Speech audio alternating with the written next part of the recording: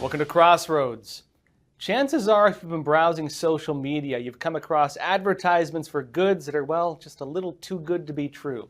And when you click through to those websites, you find yourself in a Chinese marketplace.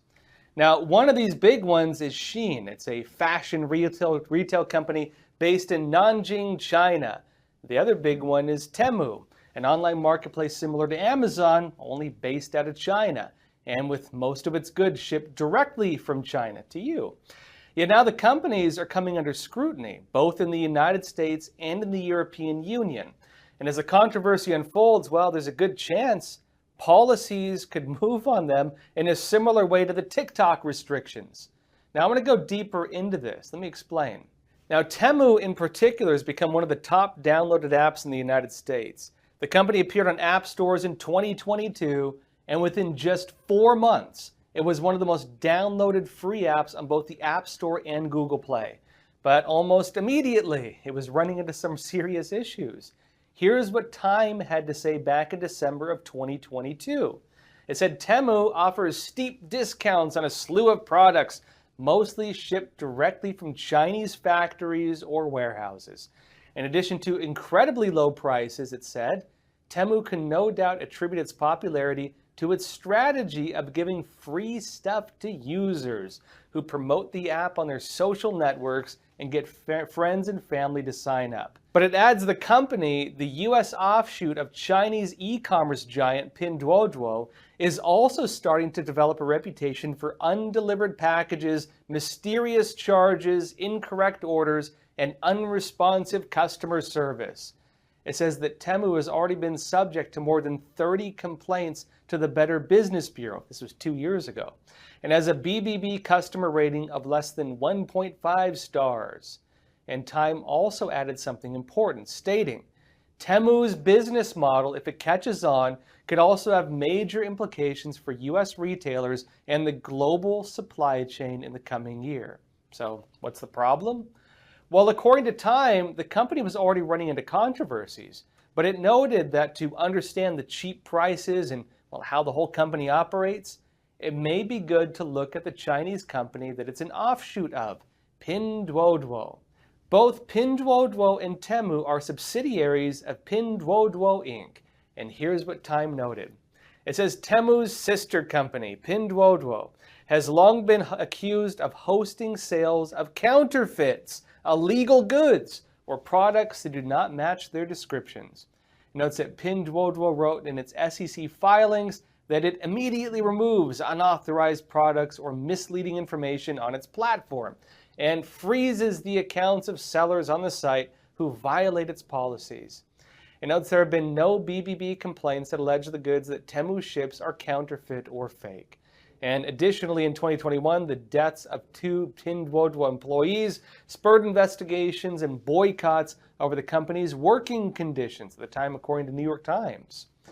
Now, remember, the big issue here, the United States and other countries have been sanctioning Chinese companies for issues that include state-subsidized products, slave labor, and other issues along these lines, raising concerns both of unfair trade practices under the Chinese Communist Party and also potential human rights abuses, again, under the Chinese Communist Party.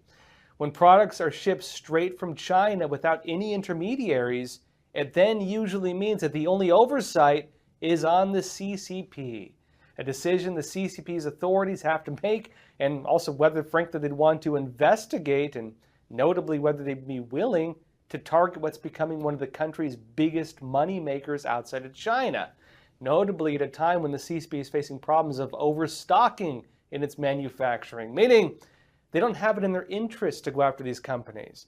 And if the only body looking into whether a company is using slave labor or abusing its workers is the CCP and its authorities, and nobody else can go in and properly audit them, well, how can you trust anything? Now, remember, beyond that, there are other problems with Pinduoduo and Temu and Shein and all these companies. Problems relating to Chinese apps in particular, how they operate, how the data can be gathered, and so on. I'll be talking more about this though after we get back from a quick break. Welcome back. Chinese apps like Temu and Shein are becoming some of the most popular apps in the United States. But these companies are now coming under scrutiny for their business practices, which could have major implications for US retailers and also for global supply chains. Now, look, beyond those points, though, there are other problems. Problems relating to Chinese apps in particular, how they operate, and also the data they gather on users. Now, you might remember with the recent US restrictions on TikTok, a big part of the concern raised by US regulators was that the CCP may be able to gather data on users from those apps. And now Temu in particular is also being accused of this. In fact, some of the key issues as well on this. In fact, Arkansas Attorney General Tim Griffin has filed a lawsuit against Temu, and he's warning Americans that the Temu Marketplace app is effectively a data theft business. Watch. Temu is not an online marketplace like Amazon or Walmart. It's a data theft business that sells goods as a means to an end. What Temu is doing is selling goods at a rock bottom price, not to make a profit off of those, but as a way to get into your phone, your device, and to collect your data, not just traditional consumer data, but using malware, spyware to have complete access to your information. And one step further, their code is written in such a way to evade detection.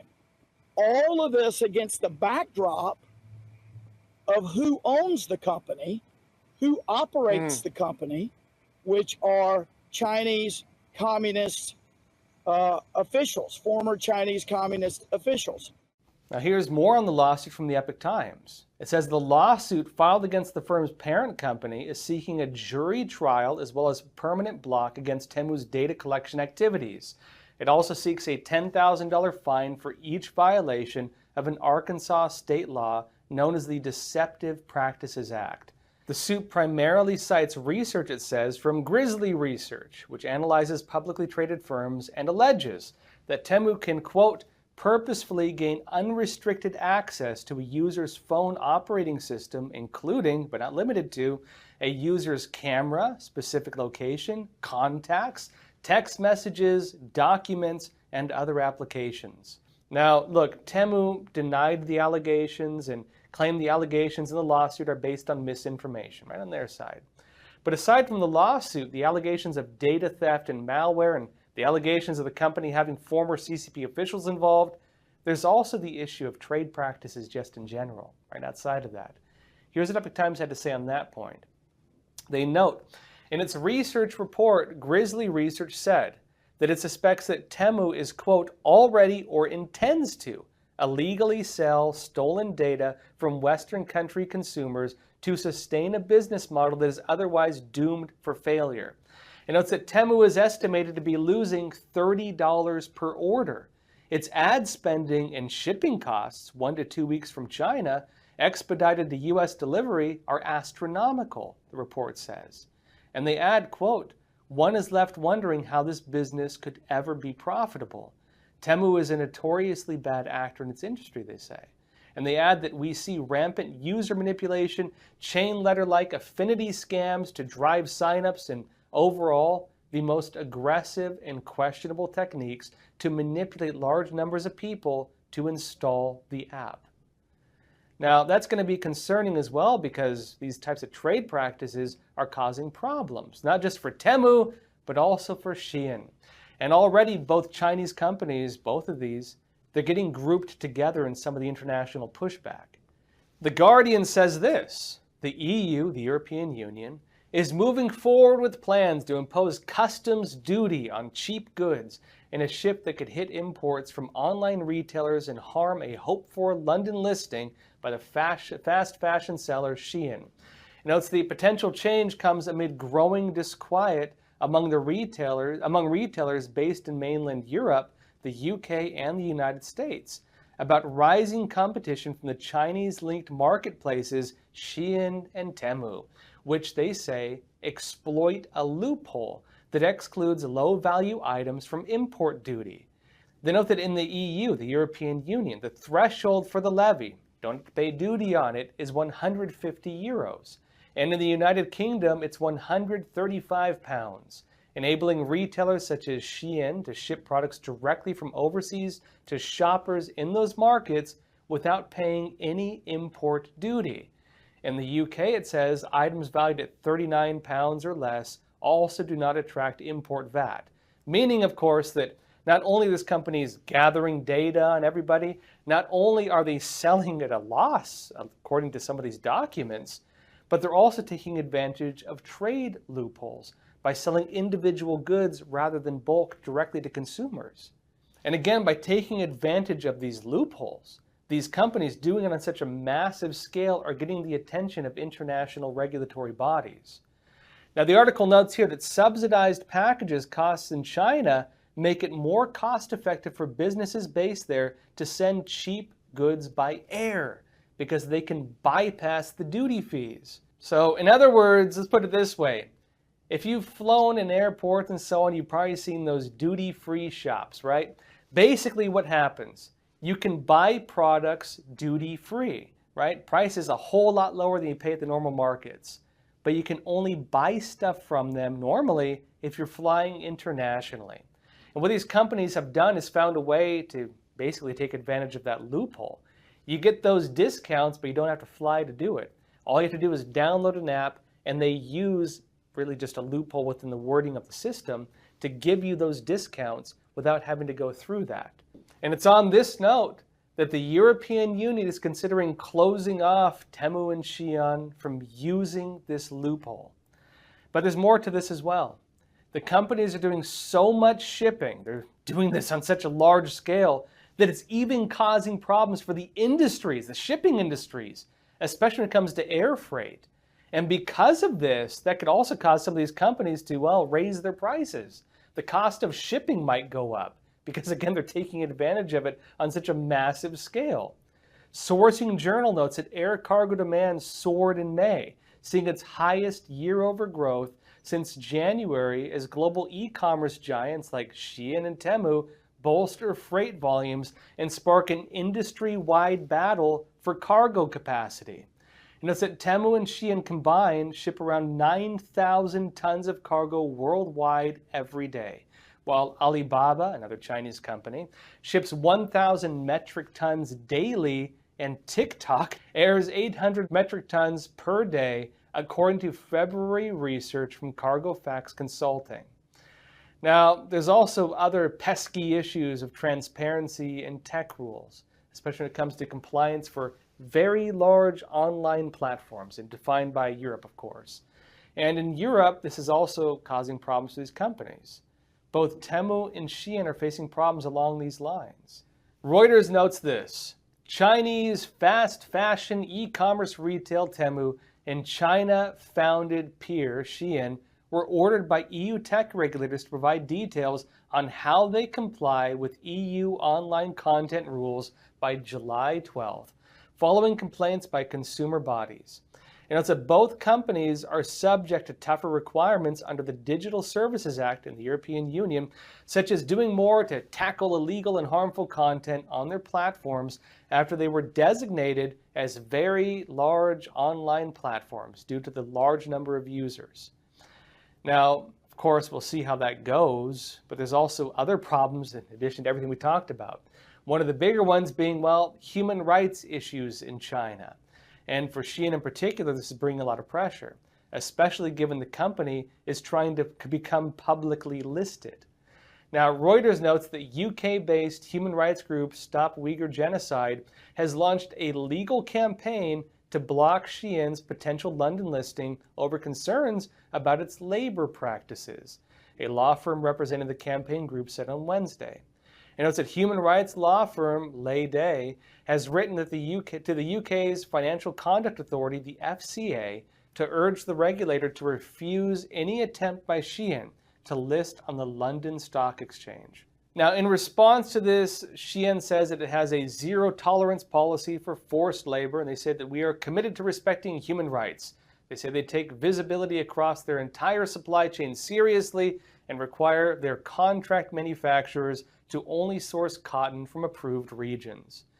But, of course, anybody who understands the garment and cotton industry, especially in China, knows they may have some problems with that, given the fact that most of the garment industry and a whole lot of the Chinese cotton industry does in fact use Muslim slave labor. Now again, it's not clear whether that actually ties into these companies, but if they found a way around it, well, they may be some of the few in the world who have found a way around that. Now on Tuesday, Amnesty International, it says, in the UK, said Shein's potential London initial public offering would be a badge of shame for the LSE, the London Stock Exchange, because of the fast fashion firm's questionable labor and human rights standards. Now, look, of course, we'll see how these cases go. Innocent till proven guilty, right? But what's likely going to happen is that international investigations, all now starting up, the political scrutiny, the allegations against these companies, and pressure from regulators internationally, they're going to be carrying out investigations. And they're going to start looking into the many, many allegations against these companies. The problem for the CCP is that, well, looking into these companies means looking into Chinese businesses, Chinese manufacturing, Chinese slave labor. And if these companies, these investigations, well, if they manage to crack the black box of businesses within China, auditing maybe the companies that even go on their websites and so on, that will very likely shine a spotlight into many of the known issues with manufacturing and labor in China. You know, they find instances of CCP subsidized products. Some it's already becoming really controversial, in fact, because the CCP subsidizes things, undercuts foreign businesses, puts foreign businesses out of business, and then dominates the markets. If it turns out that it's true that these companies are selling like $30 loss at every sale, well, where's the money coming from? Well, that will cause issues with trade regulators in other countries, including probably Europe, maybe even the US, that are already pushing back on these practices in other areas. The same goes for issues like data security, given that if the companies are in fact collecting large amounts of consumer data, or even gaining access to maybe your phone or your messages or your email or whatever else they can get access to. Of course, you have to investigate exactly whether these allegations are true. That could present, for example, national security threats. What if American soldiers or government workers have these installed on their phones? Again, one of the concerns with TikTok, of course. Remember as well, under CCP law, Communist Party authorities really need to be able to get access to data. Even if a company is not directly collecting things and handing it to the CCP, if they're operating in China, the Communist Party maintains a law that lets them do that. There's no way they can get around it if they're operating in China, in other words. And so there's also the possibility of human rights abuses and slave labor. Then there's the issue of shipping issues, the issue with duty fees, and the list goes on, in fact. But in the meantime, companies outside of China, well, they're going to have to compete with these companies inside of China. And with the problems of costs they're already bringing to the marketplace, in fact. Amazon, in particular, is looking to open up a new discount service for cheap goods because they need to compete, using many, notably, of the same practices and loopholes that Temu and Shein are using. Now look, on this front, there's some mixed views on it. Financial Times has warned these shipments directly from China come with other costs. They say this: shipping $10 dresses from China to the US for free adds up. One estimate puts Temu's cost of shipping and handling per package at around $11. And notes that between that and the billions spent on marketing, one of the individuals I talked to, Bernstein, thinks Temu made an operating loss of $4.6 billion last year. Where does the money come from, right? They note this does not look sustainable, and they say that Amazon, with its 40% market share of the $1.1 trillion a year US commerce market, should sit back and watch Temu burn its money on user acquisition and logistics. And they add further in, then there are regulatory hurdles to consider. Regulators in Europe and the US are looking to crack down on the de minimis rule that has allowed Temu and Shein to send in small scale cheap goods overseas tariff-free. This makes the timing of Amazon's new direct from China venture odd. They note that Amazon, with it facing antitrust lawsuits on both sides of the Atlantic, better to let Temu and Shein flame out in a bid for market share rather than join them in the race to the bottom. Now, look, what's really interesting about the Amazon plan, though, is that it's causing many news sites and otherwise to acknowledge and talk about very widely the fact that Temu and Shein work through loopholes. And Amazon trying to compete with this by doing similar things, also using those loopholes, what is it doing? Well, it's bringing large-scale attention to these trade loopholes. And it's also making regulators have to look at these loopholes. Basically, again, it's using a trade rule that exempts individual packages worth less than $800 in the US from tariffs. And also by bypassing middlemen, by not working on bulk sales, it lets individual buyers take advantage of this and to let consumers get around paying duties. The question now is going to be, well, whether these companies are able to keep taking advantage of these loopholes. If these loopholes are allowed to remain, especially if they're being used on such a large scale as this. And in addition to the other mounting problems that companies are facing, in fact, the data issues, the security issues, the possible slave labor issues, all of this is mounting right now. All of this is building up. And frankly, we're going to see whether these companies are still allowed to operate in the US and the EU in the future. Well, everyone, that's all for today. Thank you so much for joining us. Let me know what you think about these websites in the comments. What do you think about Temu? Have you used it? What do you think about Shein? Let me know. That said, thank you so much for being here. Thanks again for joining us. And as always, please take care of yourselves, stay informed, and stay free.